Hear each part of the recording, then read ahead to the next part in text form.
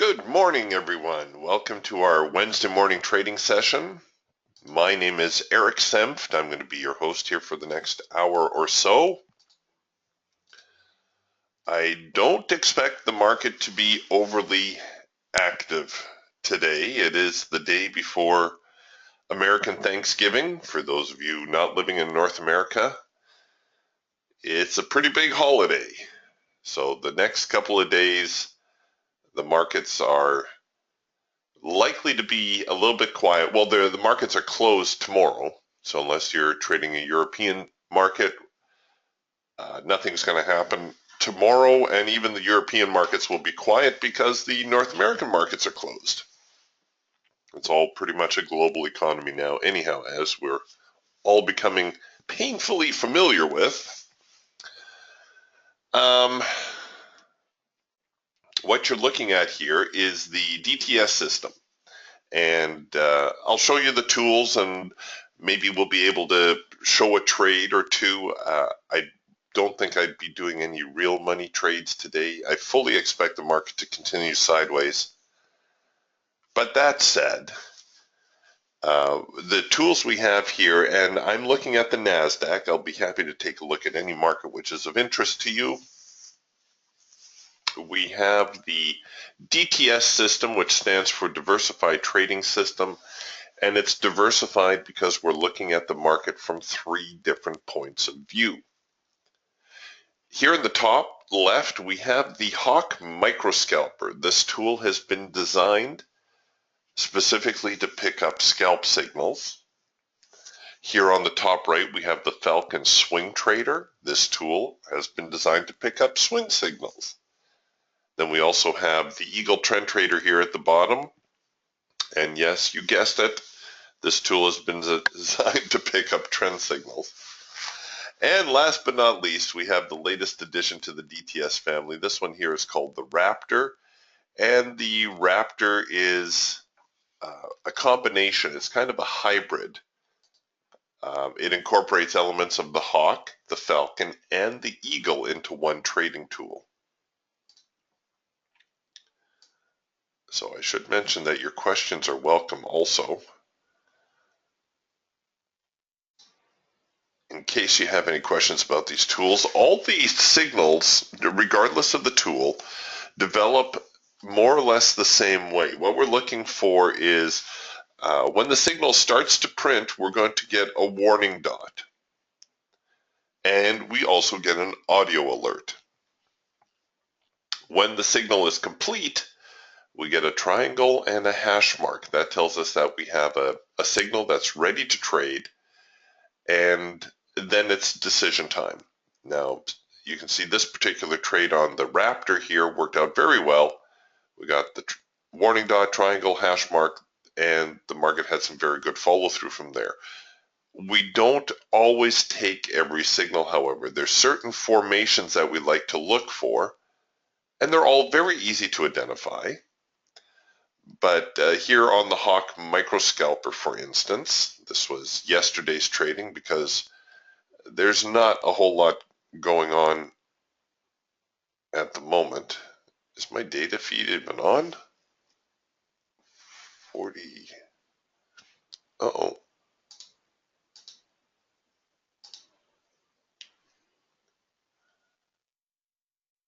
Is that working? Hold on, come on.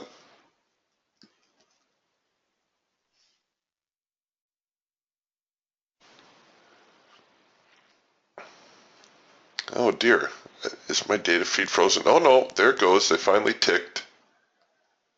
Oh boy, it's really slow this morning.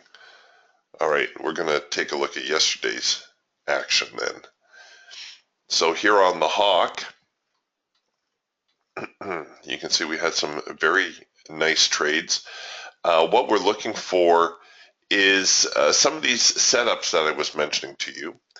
The strongest signal on the Hawk, and you can see there's several arrows through here. This is the scalper, so it's going to generate signals a little bit more frequently. But one of our highest probability signals is what we refer to as the first micro-macro crossover signal. The micro line is this thin line. The macro line is this thick line. And really, all we're looking for is the first signal to develop when everything comes into sync. So you can see things were out of sync here. Bar colors were out of sync. Trend lines were out of sync. Filter was out of sync. Right here, this is the first signal that everything comes into sync. And you can see the market started to make a nice little progression.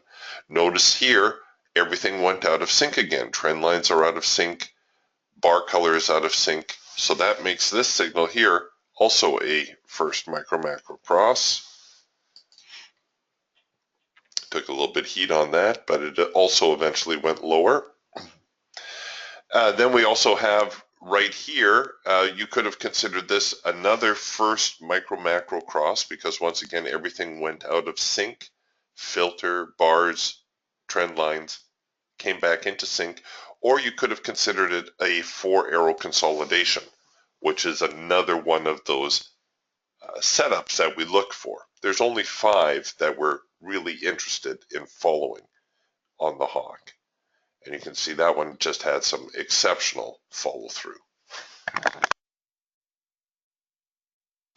Before I forget, let me give you the discount code. If you haven't received this in the email yet, and if you're interested in any of these tools at Indicator Warehouse, Adam is giving a 30% discount for the Thanksgiving holiday. So you only have a few more days to capitalize on that. And I put the discount code into your window. And let me also give you the link where you can find out more information about some of these tools.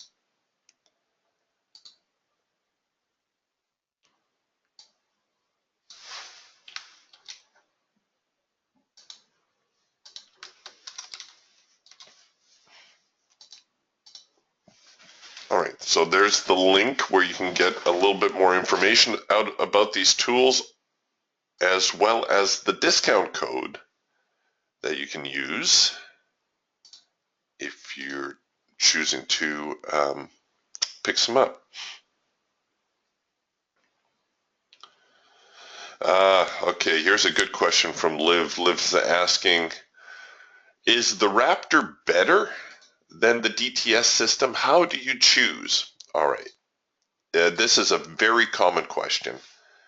And at Indicator Warehouse, they actually have a personality test. So you can figure out what kind of trader you are. The personality test was actually designed by Rich Friesen, who is a trained psychologist and who was also a trader, a very successful trader at that. So it does have some teeth to it. The thing with the Raptor is, I'll tell you, the Raptor was developed for a couple of reasons. First off, we had owners say to us, I'm trading off of a laptop, or I don't have a lot of screen real estate. Can you give me a one-screen system? That was kind of the impetus behind developing the Raptor. Because the Raptor is essentially a hybrid of the other 3 tools, it's going to give you comparable signals, but it's not going to give you every signal. It's going to perform like a hybrid. If you think of a hybrid car, you know, like a Prius. A Prius is not a Corvette, and neither is it a Ford pickup truck. But can you move stuff around in your Prius? Absolutely. Will it get you from A to B? Absolutely. You know, you'll be able to move stuff, but not as effectively as using a Ford pickup truck. You can get from A to B, but not as fast as a Corvette, right? So it still does the job, but it doesn't necessarily, it's not necessarily as fine-tuned as, say, the Hawk Scalper or the Eagle Trend Trader or the Falcon swing trader. Now that said, you can see the Raptor has its own set of signals that we look at. For instance, right here, this particular signal, that would be this one right here, is what we refer to as a cloud crossover signal. And you can see it's a pretty basic signal. The cloud changes direction. Well, I suppose actually this one here would have been our cloud crossover. Either or, you had a choice. The cloud changes direction, and when the cloud changes direction, it tends to give the market some support. So the market comes down, cloud is changing direction, goes into the cloud, comes back out. This is one of our signals. You can see you took a little bit of heat, but it fell off quite nicely. Then we also have what we call a double pullback signal. These you have to be a little bit more patient with, where the market makes two retreats into the hard edge, comes out and produces a signal. So there's your double pullback signal. So you can see it's still effective. You're still generating signals. You're just not generating necessarily the same signal as you would be generating on the Hawk or the Falcon or the Eagle. But you can see, there's nothing wrong with the signals that it produces. It's just going to be different. So here's another cloud crossover signal. You could have looked to buy that, and you're taking a little bit of heat, and hopefully the market will head a little bit higher, although I suspect, given the time of year that we're trading, this particular signal is not going to go very far, very fast. All right, so it's not really that one is better than the other. It's what are your needs? Some of the owners just wanted a one-screen system. They're used to trading one screen versus having 3 screens or 4 screens to monitor. Now, personally, I don't find it a big deal to monitor 4 markets because we get an audio alert. Right? If I get a scalping trade, I'm going to hear scalp. All right. Well, then all I need to do is go here and take a look at the setup and determine, okay, is it one of our high probability setups? And in case you're wondering, what do the high probability setups look like? It is, let me give you what we call the cheat sheet here for the Hawk, just to see real quick. So these are the 5 signals that we're looking for. And you can see they're pretty easy to identify. The first micro-macro cross, the macro pullback, everything stays in sync except the micro line. Micro line goes out of sync. 4-arrow consolidation. It tends to develop when the market starts to go sideways or pulls back a little bit.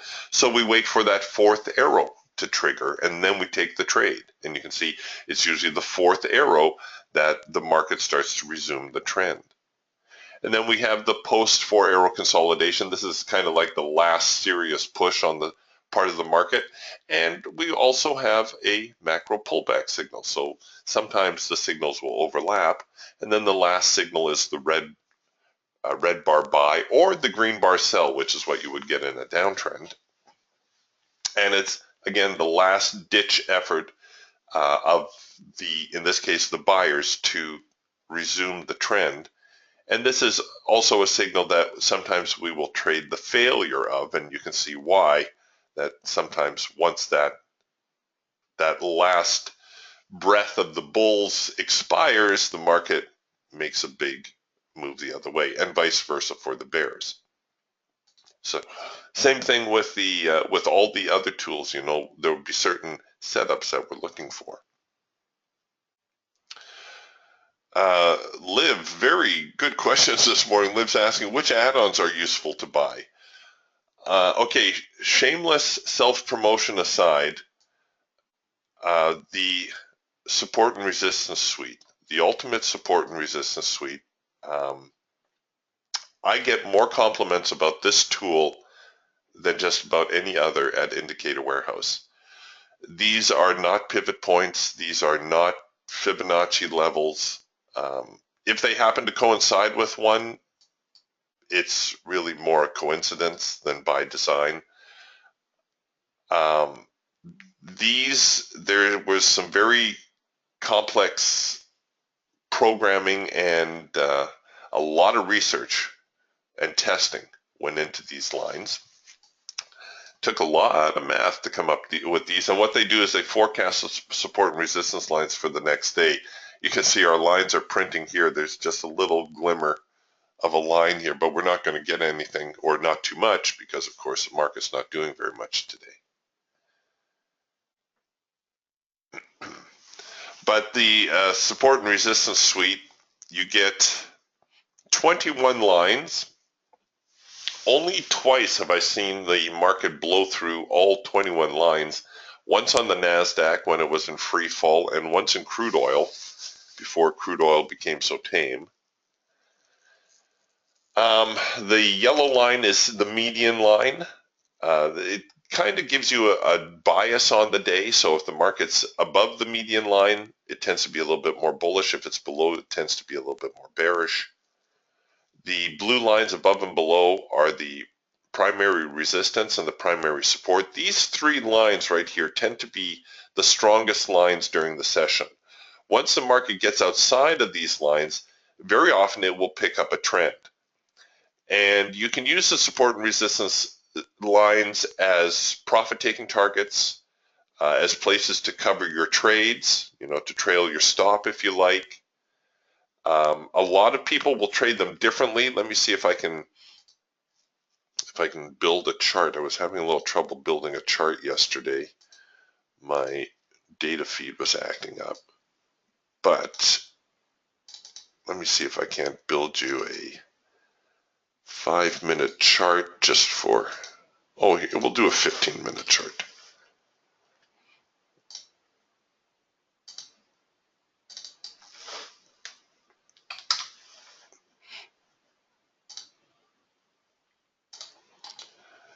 And we'll put the support and resistance suite on. You see, the nice thing about these add-ons is they'll work on any chart. They're not DTS specific.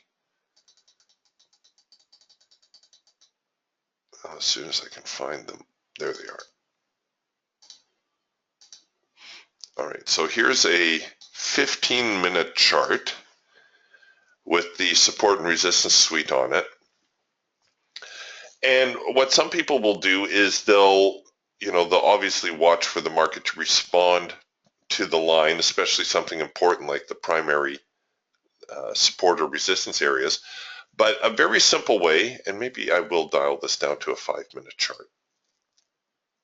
A very simple way to trade it is simply to trade it long or short if the market closes above or below. So here the market comes down, finds some support, comes up, rallies through the median line, closes above. I know of some owners of the support and resistance suite who will consider that a buy signal on a move higher. So the next bar, which would be this bar right here, if it breaks the high of the signal bar, they'll buy. And you can see the market retreated, found support here. So I also know some traders who will follow this and say, okay, the market found support. And depending how aggressive they are, they may enter above the high of this bar, or they'll enter above the high of this bar. And you use the next zone, which would be the primary resistance, as a profit-taking target. So that's an option to you also. Somebody was actually asking me yesterday about the support and resistance suite and how they could trade it on a time-based chart. And I was having a heck of a time trying to pull it up. But like I said, that was a little data issue that I was having at the moment. And you can see if you're following that, that's not a bad way to do it. Here the market made a nice little break of a secondary support line. Easy follow through to the next line, and a nice move back to the primary support and even to the median line. I will tell you one thing, when the primary support or resistance areas break, because they're so strong, you can usually expect the market to move 2 zones. So here is zone 1, here is zone 2. So if you traded this break here, so the market closed below the primary support here, if you took the next bar lower, you could anticipate it to move at least 2 zones, and it looks like it moved about 2.5 zones. before recovering a little bit. So that's another way that you can use it. Another very useful tool, an add-on, is the Geiger Counter. This is a brand new tool from Indicator Warehouse. And the Geiger Counter is essentially a tape reader. It's giving you a visual of the time and sales. So you've got the histogram here, so you can see, oh, okay, there was a bulk of buying there, and the sellers didn't really absorb it, so maybe the market's going to go a little bit higher. It kind of gives you that history, but it gives it to you real time also. And so you might be saying, well, how is this better than the time and sales? Well, first off, you can actually make sense of this. Secondly, this is a very useful tool, I find, if the market is trading near a support or resistance level, either something off of the support and resistance chart, or even, if you identify that the market is near a support or resistance zone. So right now, prices are obviously moving sideways, right? So if prices happen to rally up here a little bit, and we get up, and it looks like we're going to test the top end of the trading range. It's interesting to watch the Geiger counter, because you see how this dial, how it pulls hard over one way or the other?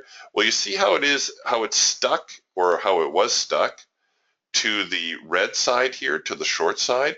If it sticks and holds, and we're talking holds like for 3 or 4 or maybe even 5 seconds, that shows you incredible selling strength. The sellers are just chewing through all the orders, and you can fully expect that the market's going to move a little bit lower.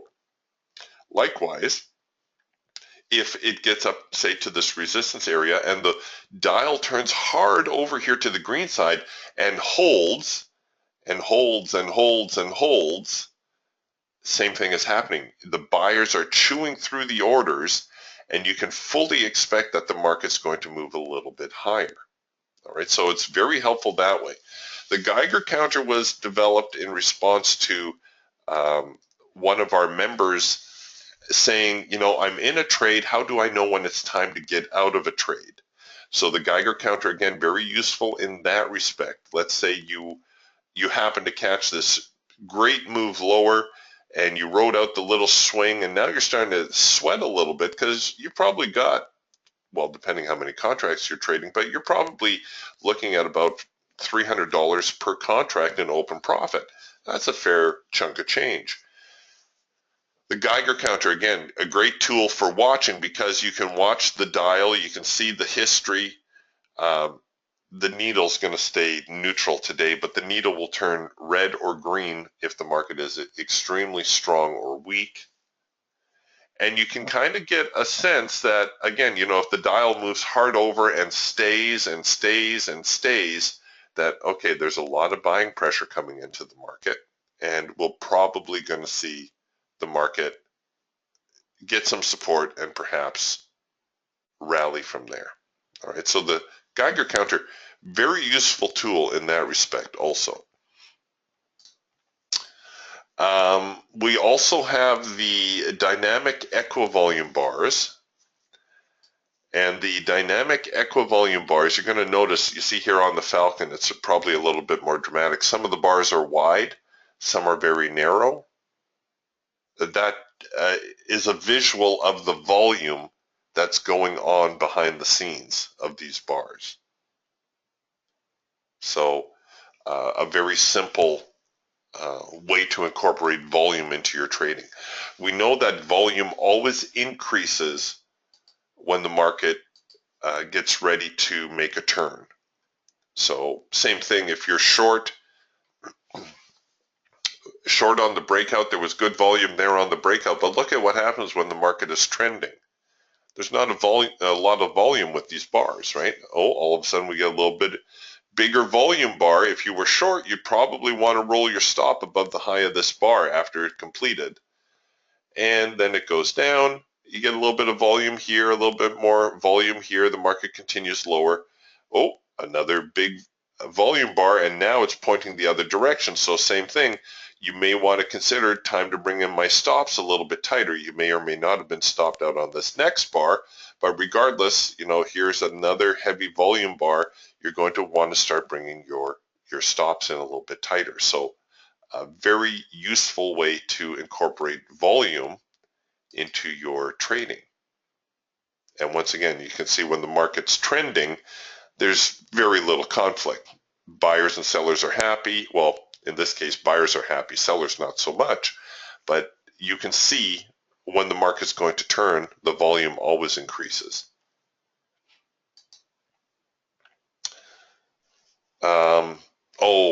Perhaps the single most useful tool you can have is this here on the right-hand side. This is called the Trade Manager. It is probably the most powerful trading tool available to the retail trader. This tool right here enables you to trade just like Wall Street.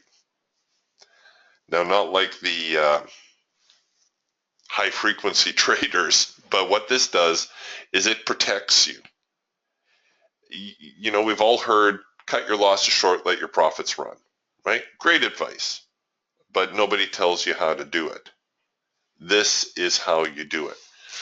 What this does, it controls your risk. Traders, here, I'm going to show you a trade right here. Traders make the mistake of thinking in order to protect themselves, they need to keep their stops really, really tight, right? I got to put my stop right down there because otherwise I'm risking too much. Well, what Trade Manager does is it always keeps you correctly capitalized so that if a trade does not work out, you have not lost more than you can afford to lose. If a trade does work out, you have maximized your earning potential. It is quite literally the best of both worlds. You never lose more than you can afford, and you always maximize your earnings. Now, this is the exact opposite of what most people do. Most people maximize their losers and minimize their winners. And how do they do that? Well, because most traders keep their position size constant, right? Most of you will say, oh, I'm a small trader. I'm only going to trade 3 contracts. So you trade 3 contracts every single time. One time you may risk $300. Next time you may have $600 at risk. And sometimes, some of you, if you're not paying attention, you may even have $1,000 at risk. Never mind if you're trading, say, a smaller account, you can only afford to lose $300, right? So what the Trade Manager does is, regardless of where you place your stop, you're always going to risk the same amount. So you see here, I'm risking $300. What happens if I put the stop down here? Oh, I'm still risking $300. Oh, all right. What happens if I put the stop down here? Oh, let's move it a little further. Let's get a little closer. If I put the stop down here, oh, I'm still going to be risking about $250, $300. What has changed? Well, my position size has changed, right? Here I'm only trading 1 contract. Here I'm trading 5 contracts. But if my risk never changes, why would I keep the stop so tight that even a smallest reversal would stop me out? Why would I not? And where was my signal? Oh, there we go. So even the smallest reversal is going to stop you out. Why would I not allow myself a little bit more room? Maybe go below the lows here. And this allows me to set up the trade and never worry about risking more than I can afford. So, okay, the market's floundering a little bit. I'm taking some heat. I'm still in the trade, right? It's not a loss until the stop gets hit. So you want to keep your stops out of harm's way, but you don't want to lose more than you can afford if the trade goes poorly. So very, very important tool. There's also these little blue dots that you see here. You have 16 different stop strategies to choose from, and they're all customizable. This is the ATR strategy, so you can adjust it however you want. And what the trade manager will do, and I don't think I'm going to be able to show you any trade today at all. I'll just throw in a market order here. But you can see the trade manager gives me a stop down here. And then if the market actually ticks up, the trade manager will roll my stop according to the stop strategy, however these blue dots are forming.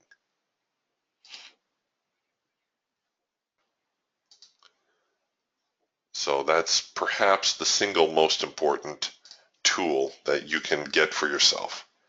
Like I said, it's going to keep you from blowing yourself up, and it's going to maximize your earnings. I'm going to share a quick little story with you. One of our DTS owners, his name is Derek. He's kind of like our DTS poster child. Derek used to be a onesie twosie type trader, and he traded that way for about 3 years. You know, he'd win a little, he'd lose a little. He never really got any traction. He was always looking for, what am I doing wrong? How do I make money trading? Well, then he came to us, he got the DTS system, and he got the trade manager, and a little light went on because, like I said, the trade manager allows you to maximize your winning trades while minimizing your losing trades.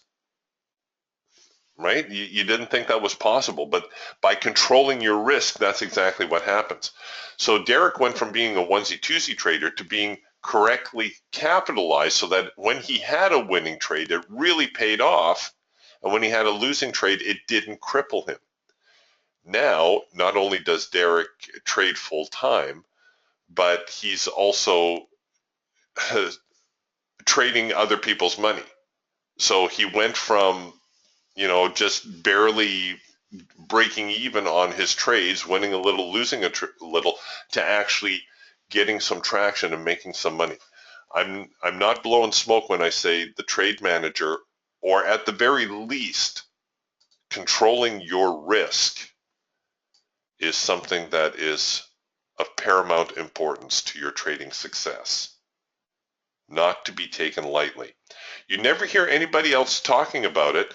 I don't know if it seems like an odd concept to most people, or I like to say it's the best kept secret on Wall Street.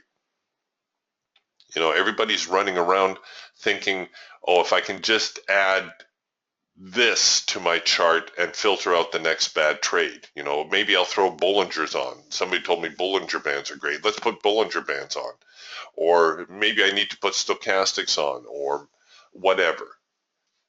And all those things are well and good, but you will never ever filter out every bad trade. So when you take a stinker, don't let it be so bad that you ruin yourself, or that you wipe out all your profit on the day, or whatever. All right? So that's very important.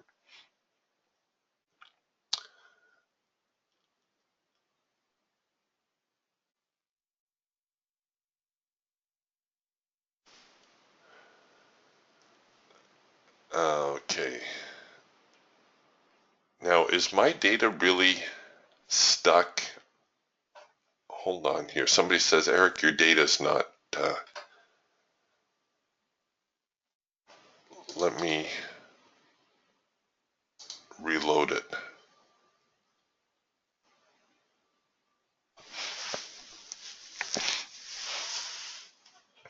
I thought I saw it tick there, but maybe not.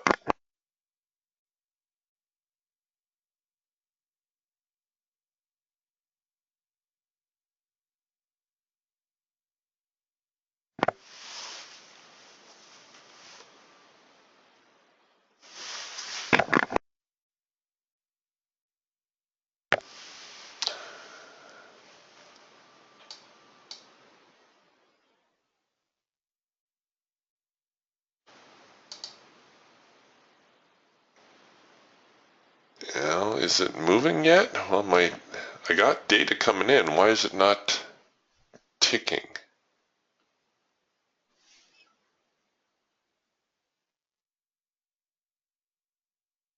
Shoot, what's going on?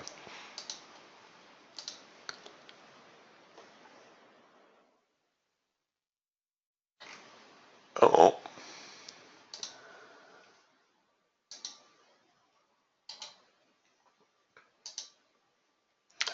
Here, let's try this.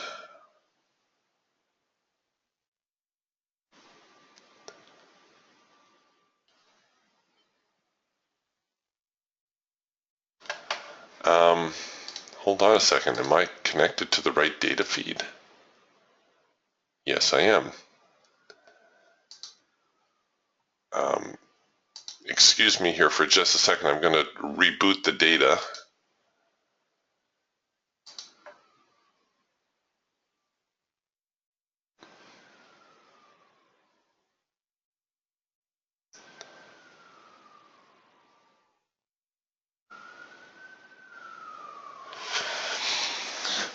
All right, let's see if this makes a difference now. Liv is asking a few more questions. Is the hard edge an SMA? No, it's not. I try not to get hung up on what's actually behind here, and my data is still not building, or is it? I'll tell you folks, when the DTS system was first released, I suppose it's a little bit paranoia.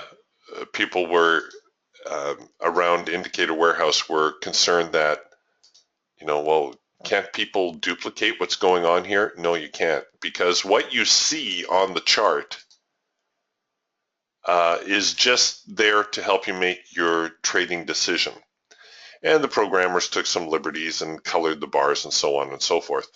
But there's actually a lot of programming going on behind the scenes. There's about a half a dozen parameters that have to be met before you even generate a warning dot.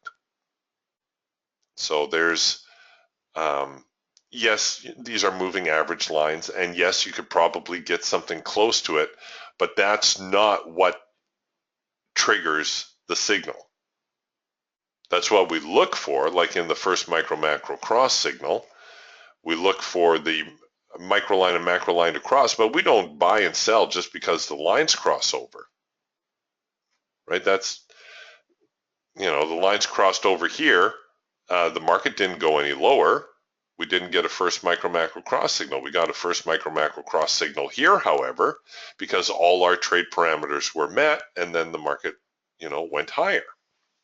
So we don't just simply trade crossovers and that type of thing. And like I say, this is true for all the tools, where there's always something developing in the background. And I have to apologize, I don't know what's wrong with my data today.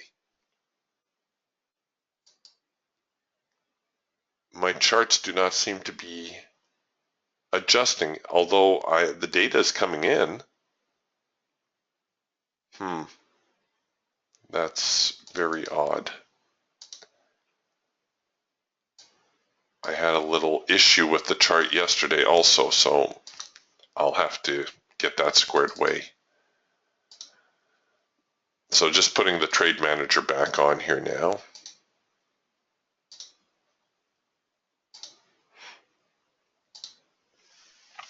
All right, there's a few more questions here.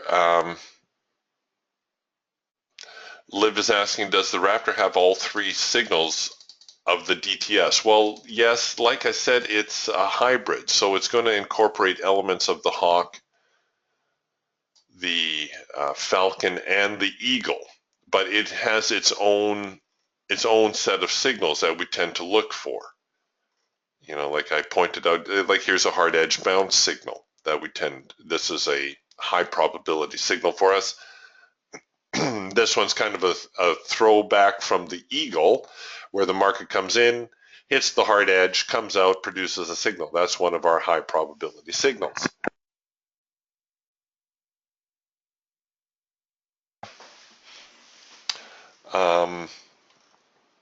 But because it's a hybrid, you're not going to pick up every scalp signal like you will with the hawk. The hawk is going to produce more scalp signals or better quality scalp signals, if you want to look at it that way.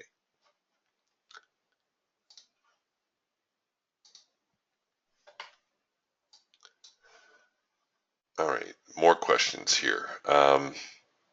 Liv is asking, is the yellow line the TPO line on market profile? No, it's not. That's in regards here to the support and resistance suite, where my history has just disappeared. Nuts. All right, hold on. There's one more thing I can try. Let's try loading.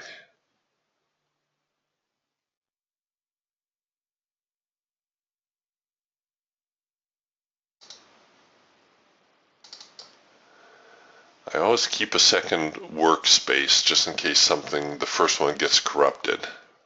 So let's see if this one's better.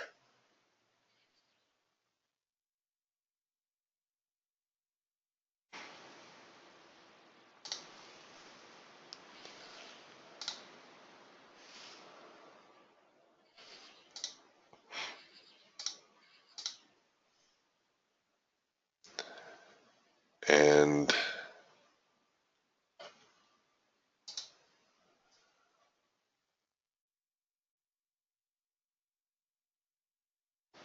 okay. Aha. Okay, here we go. This one's working better. This one's actually moving. Or I thought it was moving. Yes, it's moving. Okay.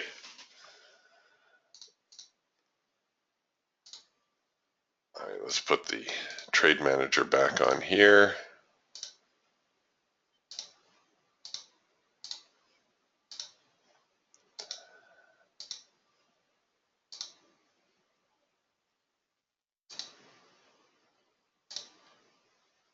Okay.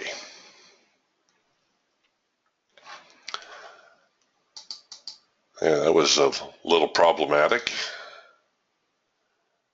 Yeah, so a little tip, if you save your workspace in Ninja, save a copy of it, so that if for whatever reason it seems that my other workspace is corrupted somehow, so I can just delete that one and then use the other one.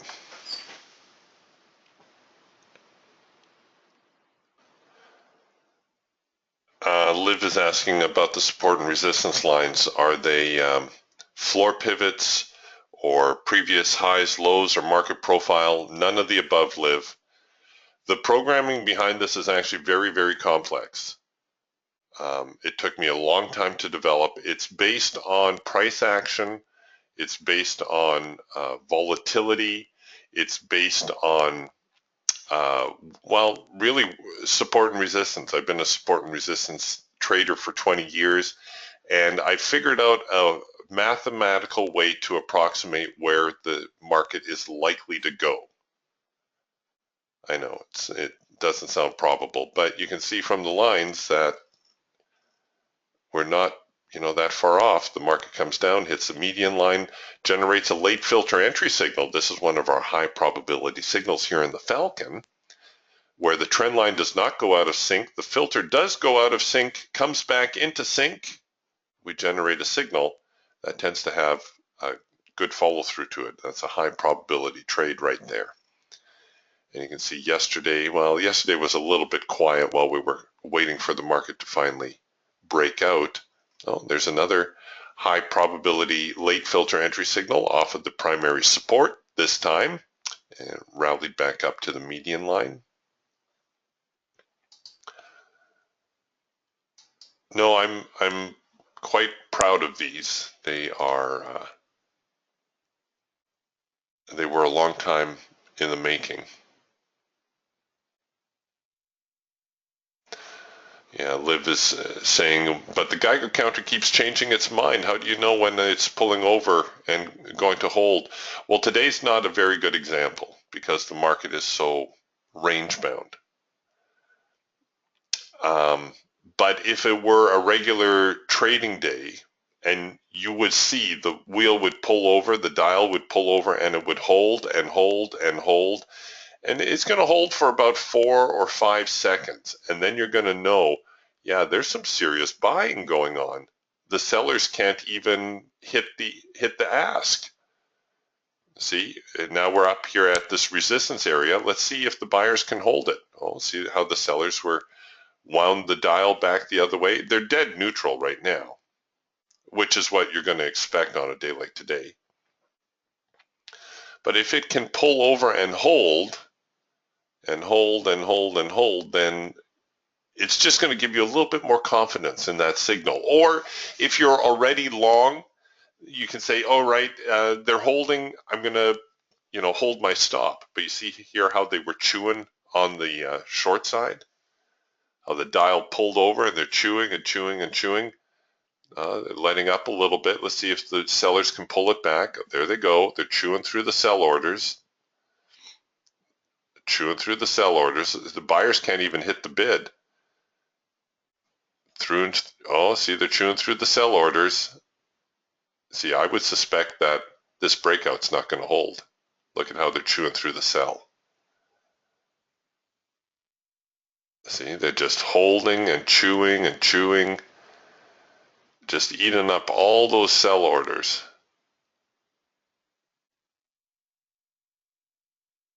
See, we might see the NQ drift a little bit lower. So if I were long this position now, I might consider, well, maybe rolling my stop to break even. Like any tool, it's an aid, right? It's an aid to help you make a decision. If it helps you make a decision, then that's all you can really ask from the tool, right?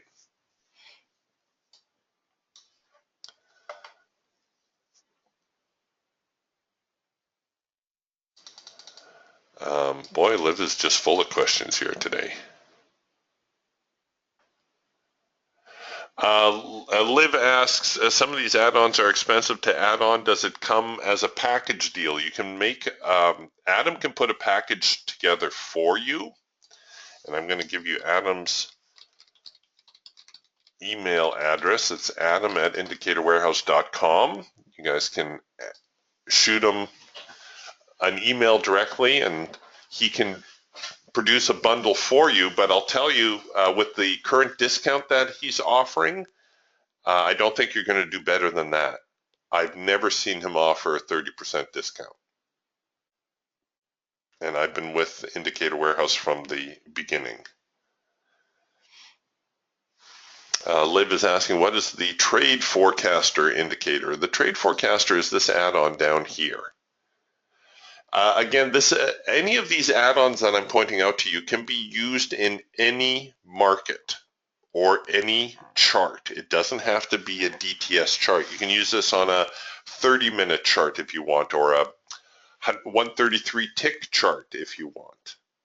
What the Trade Forecaster does is it forecasts what the current market environment is and what the next one is likely to be. So right now, a Trade Forecaster says we're in swing mode for about another 20 minutes, after which we're going to be in scalp mode. So being in swing mode, we can anticipate that the market's going to behave a certain way. We can anticipate that it's going to move a certain distance, that the pullbacks are going to be, a certain degree. And when the market is in trend mode, it doesn't always mean that the market's going to make a, huge move like this, but rather that the follow through will be a little steadier. The pullbacks are going to be a little tamer. See, no doubt the market was in trend mode here. Nice steady progression, nice smooth moves. And then it kind of gets into a swing mode where the pullbacks are a little deeper, the follow through becomes a little choppier, and then it can get into scalp mode where it's kind of all over the place. Actually, I think the scalp environment is on us a little prematurely here of the 20 minutes because this is very characteristic of a scalp type environment. So how does that help you? Well, if the trade forecaster says we're in trend mode, you probably want to use maybe a little bit of a longer profit target, or maybe have a runner in play. You can probably be a little bit more aggressive with your stop because we're not anticipating the market to necessarily move that hard against us. Likewise, if we're in scalp mode, the exact opposite would apply. You would not expect very much follow through, so maybe you're going to be all in, all out. You may need to run a wider stop because the market may thrash about a little bit before it gets to its profit objective, that kind of thing. It works in much the same way as a weatherman forecasts the weather. To forecast the weatherman looks at the history of weather patterns. They say, okay, last time barometric pressure was this, wind speed was that, humidity was this was the kind of weather we had. Well, the trade forecaster does a similar thing. It analyzes the history in the chart, and it says, okay, last time the conditions were this way, this is what happened. And then this is what happened next. So that's how the trade forecaster works. It's analyzing the history of the chart, basing it against the current market environment and saying, okay, right now we're in swing mode. This is what you can anticipate. And after that, you're going to be in scalp mode. Therefore, this is what you can anticipate. All right. So again, a very helpful tool to help you determine what type of trader you want to be today. Are you going to be a little bit more aggressive? Are you going to try to have a runner in play and hold on, or what are you going to do with it?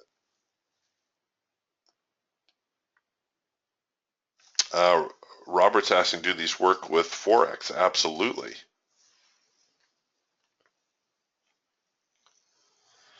Any chart you can place on NinjaTrader. Mike Filigera, he trades the stock market with the DTS system. So he's trading Apple and Tesla and various other stocks using the DTS system. Omar El-Tuki, he trades the Forex with the DTS system. I focus on the futures because, well, that's what I've always traded, or the futures markets.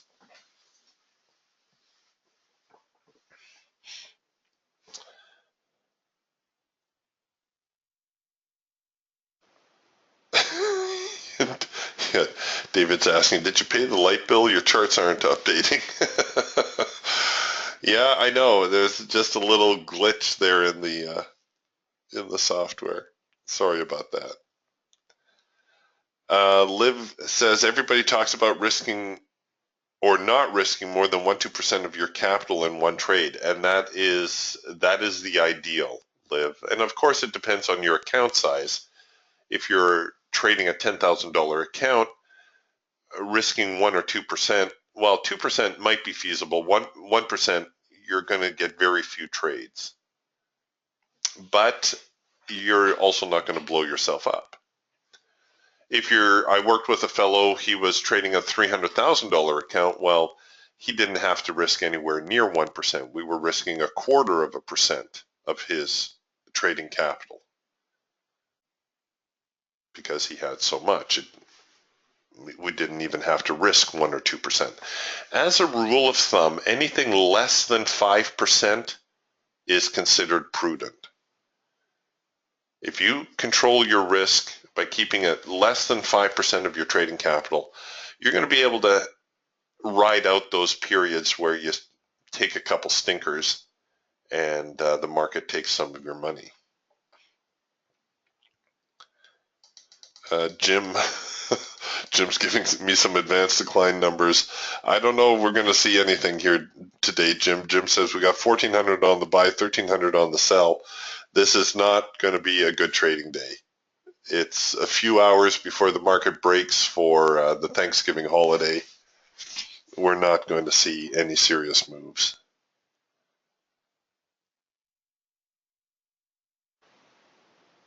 Yeah, Jim's giving a little endorsement here. He's one of our DTS owners. He says, trade with price action and the equivolume bars. He says that's the ticket. He gets a lot of good information from those. Yeah, Ken, I just catching up on some of these comments. Ken was also commenting about the chart's not updating correctly, but we got that fixed.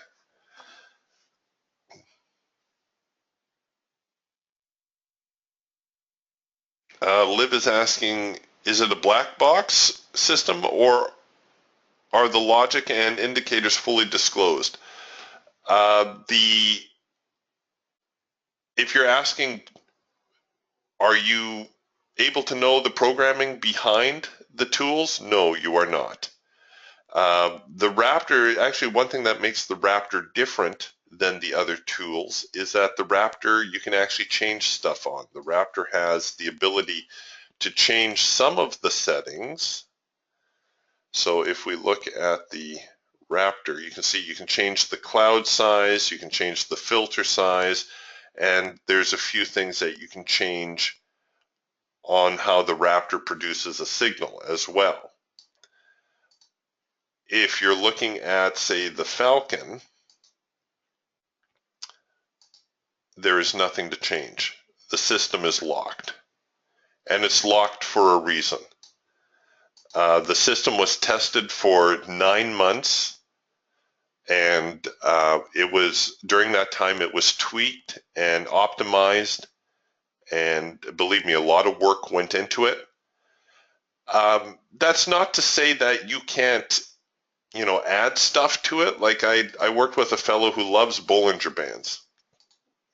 Just loves them. Can't trade without them. He says, Eric, can I put Bollinger Bands on my DTS system?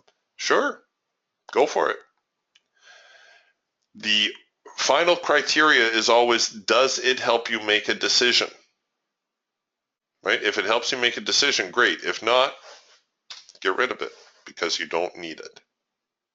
The DTS system has been specifically designed to be easy to use, the signal's easy to interpret, and that you get high probability trades.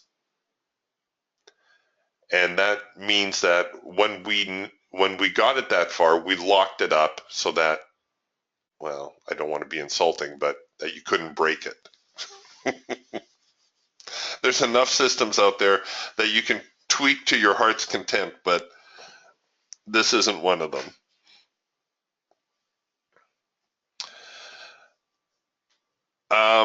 Liv is asking if I use IB, which only has minute bars, can I use DTS with it? Yes and no. You won't be able to use the mean Renko bars, obviously, because they're range bars. You can subscribe to a separate data feed with your IB account, or some of the IB accounts I know offer this, where you can get the tick data. Otherwise, you're probably going to have to go to a time frame. I think, Jim, do you use a 3-minute chart? So the DTS system will still produce the signals. I know a few of our owners trade with IB, and they have, similar concerns that they're going to be using a time-based chart. We'll see if I can get Jim's input here. I know he uses a time-based chart on his.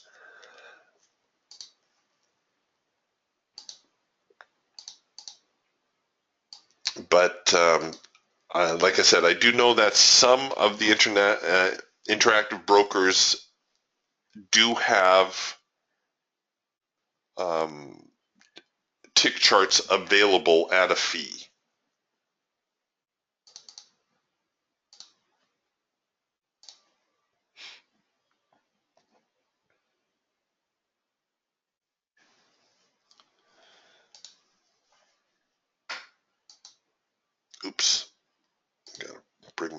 Geiger counter back. There we go.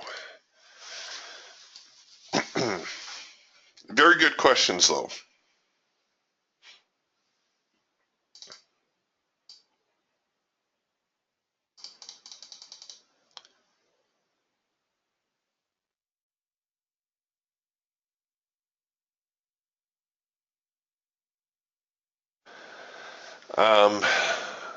So Liv is asking, how much would you risk on a $40,000 account? Well, 2% would be 400, or sorry, 2% of that, obviously. So 2% would be $800 on a trade. You could get by risking 1% as well, or even 1.5%. So you'd be risking from $300 to $800. If you're trading a market like the NASDAQ or the mini Dow, where it's only $5 a tick, it's very easy to take multiple contracts. That's what I always try to shoot for. So for instance, well, we don't have a, well, let's take this red bar buy down here. So we've got the red bar buy. If I were trading this, say, on something like the E-mini, I may only be able to take one contract if I took the trade this way. Now, the dollar amount will probably work out to be about the same on this type of move. On the E-mini, I'll make approximately $150, and on the NASDAQ, I'll make about $150. The NASDAQ, however, I have more options. Now, I'm trading this all in, all out, but I would have the option to split it up. Let's say I wanted to take, I don't know, half my profit on target, and I can even set other targets. Actually, let's say I'm going to take a third on target 1, I'm going to take a third on target 2, and we'll make target 2, I don't know, 20 ticks, and we'll leave the rest on as a runner. So if I get a position where I can take 3 contracts, I have some options. But if I'm trading the E-mini and I only have 1 contract, the trade management becomes that much more difficult. Even though the dollar amount risk will be more or less the same, whereas I can trade 3 contracts in the NQ, I've only got 1 contract in the E-mini. So okay, the market goes up, what do I do now? Do I take profit? Do I hold on? What do I do? All right, so that's the reason I like the other instruments. But if you're trading a $40,000 account, you're pretty much able to trade anything you want and still get multiple contracts. That would be my main concern, is that I want to be able to take multiples, if at all possible. Because if nothing else, it gives you some management options.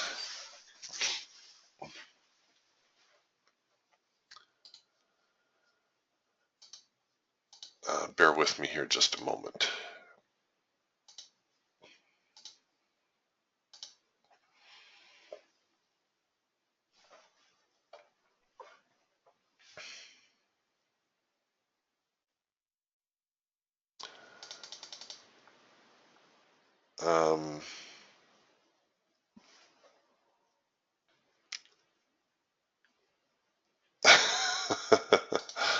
Yeah, okay. Liv says some of the moving averages look like the time series forecast type. I don't know. They might be. Like I said, some of the stuff that is on the chart is window dressing. It's there to help you make a decision. The actual programming is behind the scenes. You don't actually see it.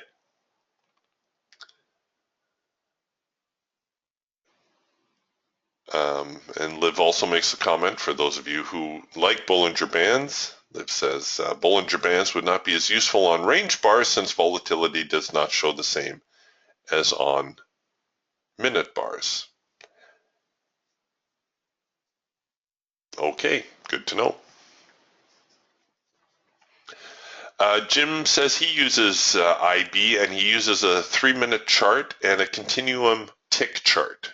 So he's got the best of both worlds going on there.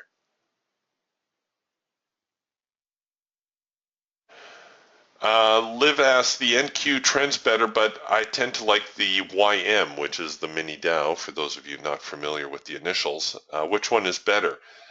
They're both fine. I know Jim favors the mini Dow. Here's the mini Dow. I favor the NASDAQ only because it tends to have a little bit more volatility to it, a little bit more follow through sometimes. But really, it doesn't matter. Pick a market, pick two markets, get familiar with them, because they all have their own little quirks and personalities, right? The Russell does not trade the same as the YM. And the YM does not trade the same as the NQ. Yes, they'll all move the same direction more or less, but they don't trade the same. So all very good questions. And, well, we just had a Raptor signal break here off of the hard edge. Again, I don't anticipate any follow through, but if we, let's see if I can get a signal here so I can at least show you how the trade manager handles the trade for you. You know what I'm going to do? We're not generating a signal here, but I'm going to pop into a trade anyhow. We're just going to throw a little bit of a wider stop. I'm going to buy the market, and hopefully what you'll see here is you'll get to see how the trade manager actually rolls your stops for you. So what this does is it automates your trading and frees you up to look for other opportunities. So now that I'm in this trade and I've got the trade manager managing it, I actually don't even need to watch it, right? I can look elsewhere for other opportunities. I can watch my crude oil chart or my gold chart or whatever and say, yeah, okay, if you know the trade manager is looking after that trade, I can concentrate my energy somewhere else. Now, the way some people get confused too, the way I have these tools set up, they think that the Geiger counter only goes with the Raptor. No, it doesn't. I can put a Geiger counter here on my Hawk also, or even on a time chart, whatever I want. Where is the Geiger counter? There it is.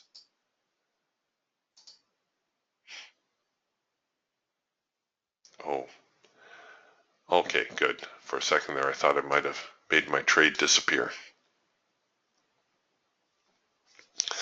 So you can see Trade Manager holding the stops at the moment. We're using the ATR strategy. You can change it midstream too. Like for instance, let's say you're not liking the way the Trade Manager, your stops are too far away and you want to get more aggressive. Well, you can throw the preview on and you can say, yeah, okay, parabolics, they're a little bit more aggressive. I'm going to go with parabolics now. So you click accept, and now all of a sudden you have the parabolic strategy in play. You can see we're getting the warning dot. We got an audio alert that there's a scalp trade brewing, and we don't have the trade parameters yet. We need the triangle on the hash mark to tell us that the trade is complete and ready to go.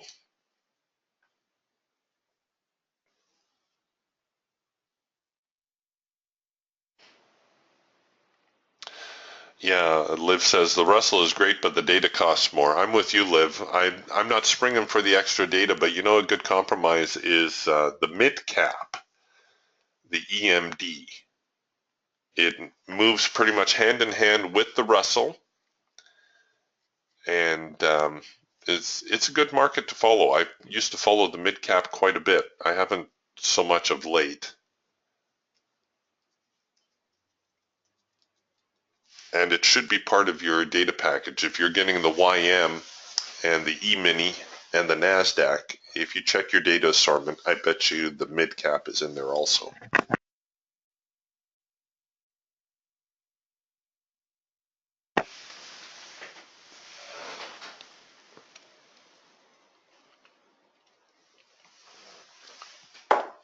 So not very much going on today, not a real big surprise.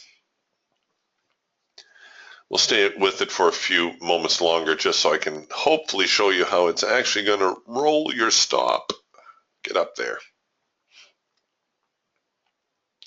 See, every time it tries to go higher, did you notice how the Geiger counter dial pulled over here to the short side?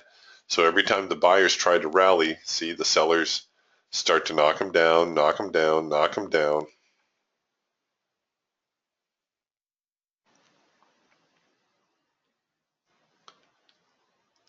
Oh, they're holding hard. Now this, again, it's the day before Thanksgiving. But if this were a regular trading day, that would be significant. That would be very significant. The way that the wheel was pulled hard over like that, I would, if I were long, I would get very serious about protecting profit. Well, I am long. See, they're trying to knock them down again. Really need to see the buyers step up. They're applying some pressure now.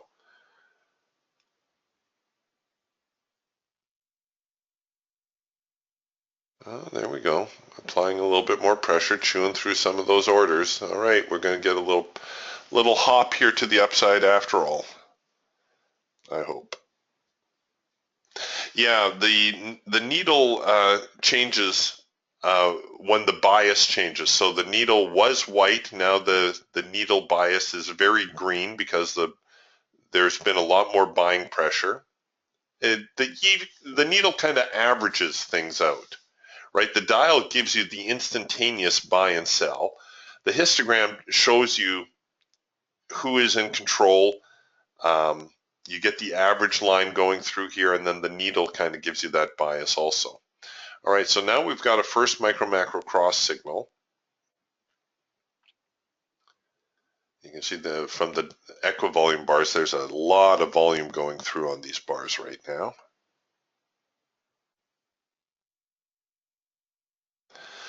Liv is asking, what's the volume like on the EMD? It's not as heavy as the Russell, but it's liquid enough. I've never experienced any serious slippage. Oh, there, good. I finally got to show you. Remember, our stop was down here. Parabolics have rolled the stops up slightly, reduced our risk exposure. And it's all hands off. You don't even need to be there.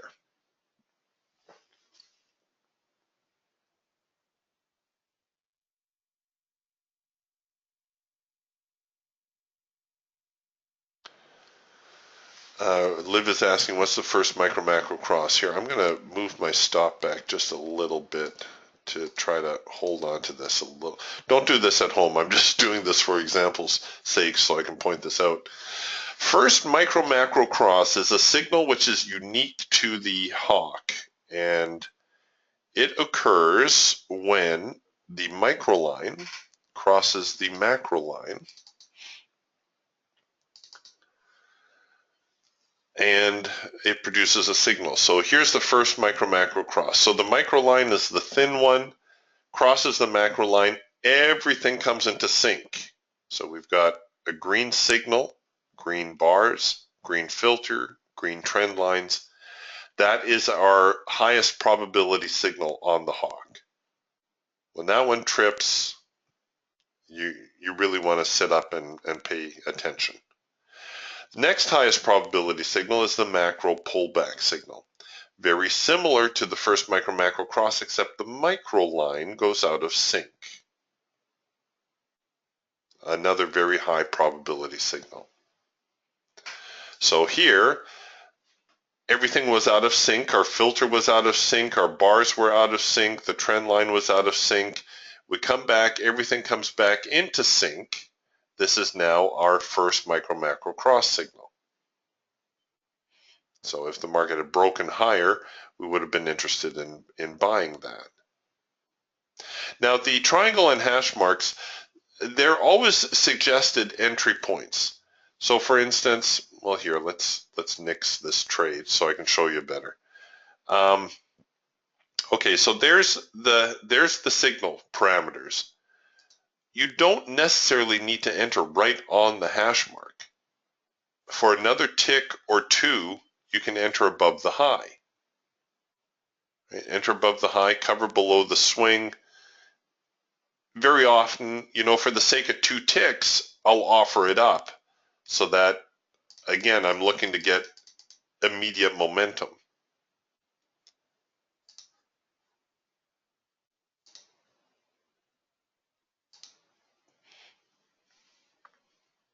I hope that makes sense. And, with tools like the Falcon, we also have our high probability signals. Like we have, well, let me roll back to yesterday because today the market's just sideways. Right here, the late filter entry signal. Trend line never goes out of sync. Filter goes out of sync, comes back into sync, produce a signal. That's called the late filter entry signal. That is one of our high probability signals. Here's a trend change signal. So the trend line changes color.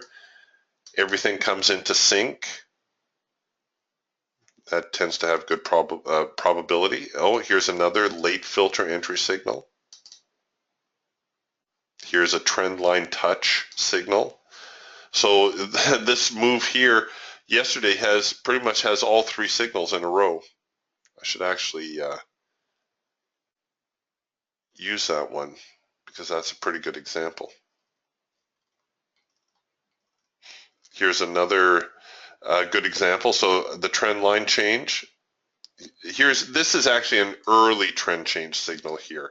Very often we need a little bit more price structure. This one had it because we had the test of the extreme and then the market started to rally. So the lows were holding. That's what makes that an early trend change signal. But the proper trend change signal came a little ways later right there. Then we had a trend line touch signal right there. So those also have good follow through. And then the Eagle also has its share of high probability signals. So with the Eagle, well, let's go back a day here. Would be looking at a red bar buy. This is a high probability signal. It didn't have as much follow through as it normally does. The trend change signal is usually a good one to take a look at. Yeah, this one developed a little bit quick. Normally we would get a signal right about here on the trend change. Here's a hard edge bounce signal. This is also a high probability signal for the Eagle. Here's well, no, that's a little bit more complicated. Here's a green bar sell. Oh, actually several green bar sells. We've got a green bar sell here and another one here. That had a little bit of follow through to it. Oh, here's a better trend change signal. So the cloud changes direction. And again, this is similar to the one that I showed you on the Raptor. The market retreats into it a little bit, comes out with a sell signal, and the prices continue lower.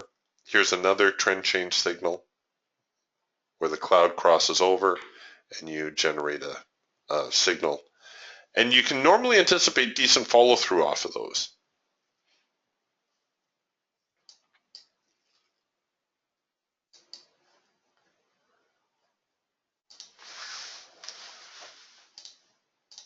All right.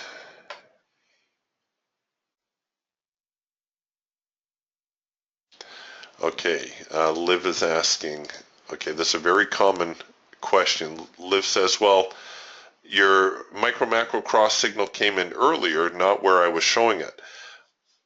Okay, the thing with the first micro macro cross signal that is important to remember is that it shows you a market that goes out of sync and then it comes back into sync. So technically, the micro and macro lines crossed back here. Technically, this was a first micro macro cross signal also, right here. Not this one, because when this one signaled, the macro line was still out of sync.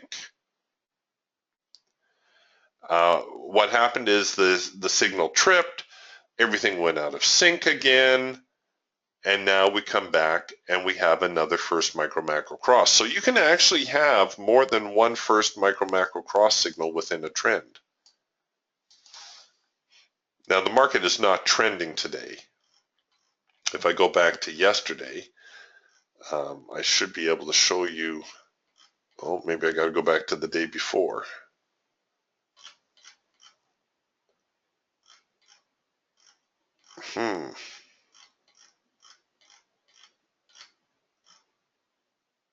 Well, it is possible to get more than one first micro macro cross signal within a trend. You see, this is more the norm, where the micro macro lines cross, all the signal parameters are met, you get the signal, you take the trade, and it has some follow through to it. Here's a macro pullback signal. This one actually developed a little bit late. Normally we anticipate the macro pullback to develop somewhere around here. But even that one had enough follow through to hit your high probability target. Here's the red bar buy signal that had some very good follow through. And now here's our first micro macro cross to the upside. So you can see it's pretty easy to identify, right? Micro line, macro lines cross, everything comes into sync, we produce a signal.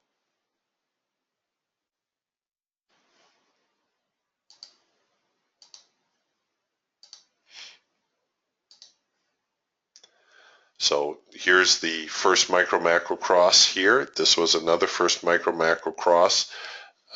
Again, you have to take the context into consideration.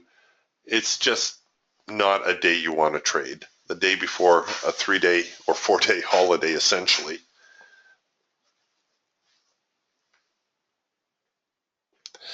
Lib is asking, why is the micro macro cross only taken later than everything being in sync? Well, because, like I said, there's a lot of parameters that have to be met. This isn't just a moving average crossover system, right? This isn't like we've taken here, hold on a second. I'm going to build you a chart. Um,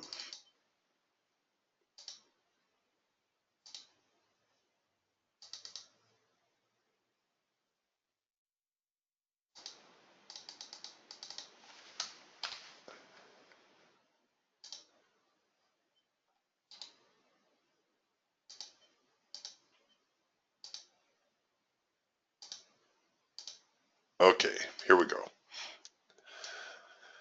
Okay, so here's a 5-minute chart with a 4, 9, 18 moving average. A very popular moving average system. And you can see it works until it doesn't work. So how do you know to take this trade here and to avoid this trade here? That's the problem with every single moving average system.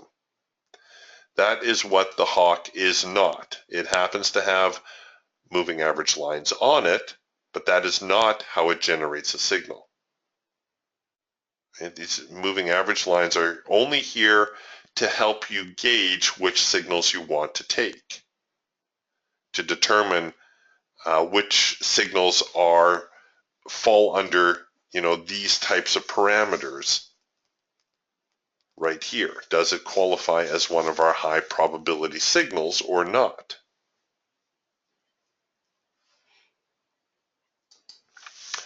So once a warning dot prints, like I said, there's about a half a dozen parameters that have to be met in price action, as well as momentum, as well as volatility.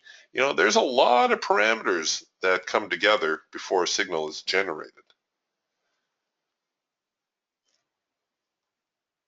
So that's why the first micro macro cross is not necessarily where the lines cross over.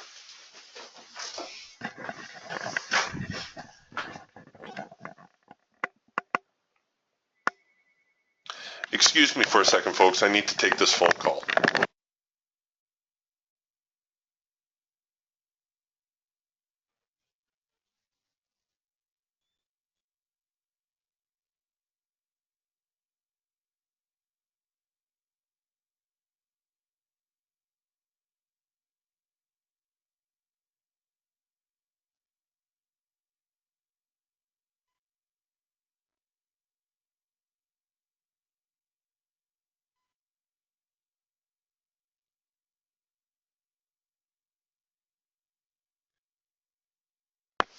Hi, sorry about that. It was an important phone call I needed to take, and then I hung up on them. So hopefully they're going to phone me right back. Oh, and there they are. Excuse me just a moment again, please. I'll be right back.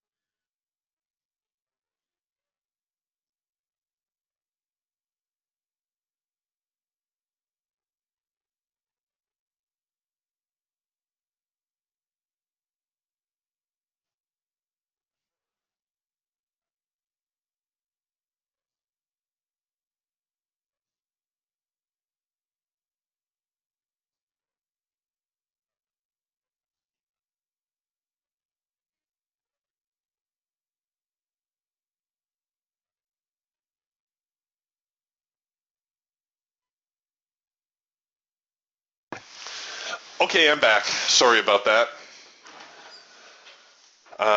All right, back to your questions here.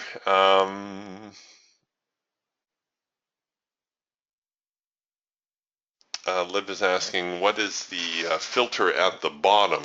Yes, again, the filter has been programmed for the specific tool.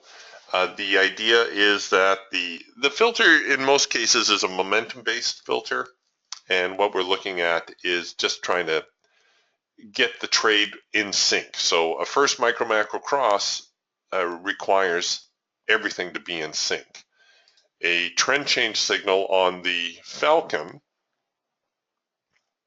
which I got to go back a little ways, requires everything to be in sync. A late filter entry signal requires the filter to go out of sync and come back into sync. The Eagle also, if we're taking like a hard edge bounce signal or a trend change signal, requires the filter to be in sync. The Eagle filter, out of the three, the Eagle filter is probably a little bit more responsive because you can actually see the buying and selling ebb and flow. So right now the buyer's in total control, sellers put a little dent in it, buyers come right back. Oh, but the buying chunk is getting a little bit smaller and the sellers are getting a little stronger. Oh, buyers a little weaker, sellers kind of holding their own, and now they're evenly matched. And then you can kind of see they're still kind of evenly matched, and then the buyers take control again. And then the sellers come in. So by gauging the width of the blocks, you kind of get a feel for who is in control of the market, which way the market might be moving.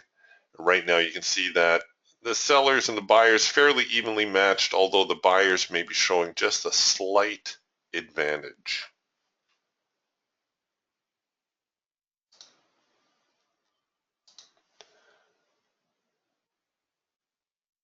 Liv is asking, is the line on the filter any significance? No, it's just cosmetic. The programmers, they try to make things pretty.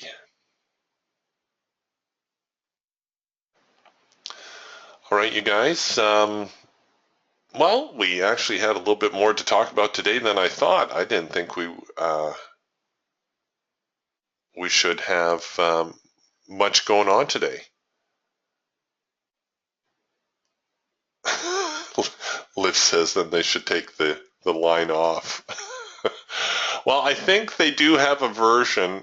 If you don't like the line through here, I think Ben does have a version that's just green blocks and red blocks.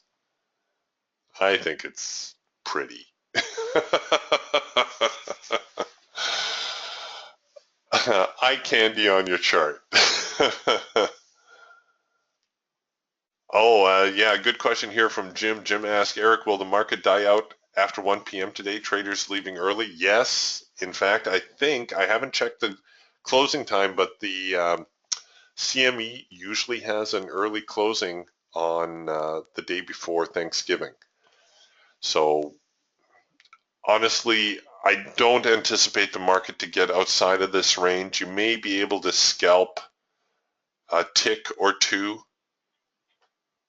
So,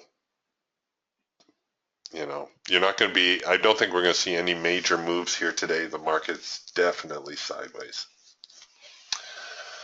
All right, you guys, thank you very much for your attendance. Don't forget, if you're interested in any of these tools, you've only got a couple more days to take advantage of that pretty significant discount that Adam is offering. If you would like more information, you can always email me or you can email Adam. And DTS traders, have yourselves a wonderful Thanksgiving holiday tomorrow. I will be back in the trading room on Friday, but honestly, I don't expect anything to go on. So if you want to turn it into a 4-day weekend, I will not be offended. Everybody else, we'll see you back here next Wednesday when we have another open house session. Thank you for your attendance, and see you later. Bye for now.